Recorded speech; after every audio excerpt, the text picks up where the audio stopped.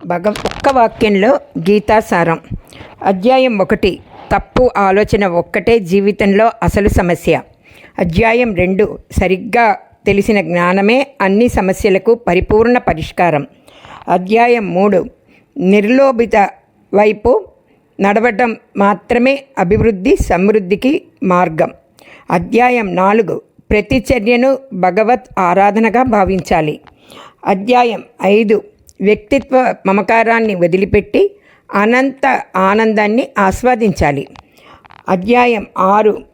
ప్రతిరోజు ఉన్నతమైన చైతన్యాన్ని అనుసంధానం చేసుకోండి.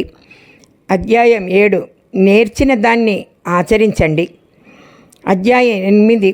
మీపై మీరే నమ్మకం కోల్పోవద్దు. అధ్యాయం 9. మీ ఆశీర్వాదాలను గౌరవించండి. అధ్యాయం 10. చుట్టూ దైవత్వాన్ని చూడండి. అధ్యాయం 11. నిజాన్ని నిజంగా చూడగల సమర్పణ భావం కలిగి ఉండాలి. అధ్యాయం 12. మీ మనసును దైవంలో లీనమయ్యేలా చేయండి. అధ్యాయం 13. మాయ నుండి విడిచి దైవత్వాన్ని ఆలింగనం చేసుకోండి. అధ్యాయం 14. మీ దృష్టికోణానికి తగ్గ జీవిత శైలి అవలంబించండి. అధ్యాయం 15. దైవత్వానికి ప్రాధాన్యత ఇవ్వండి. అధ్యాయం 16. మంచిగా ఉండటం గొప్ప బహుమతిగా భావించండి. అధ్యాయం 17. సుఖకరమైన దాన్ని కాదని సత్యాన్ని ఎంచుకోవడం శక్తికి సూచకం. అధ్యాయం 18. వదిలేయండి.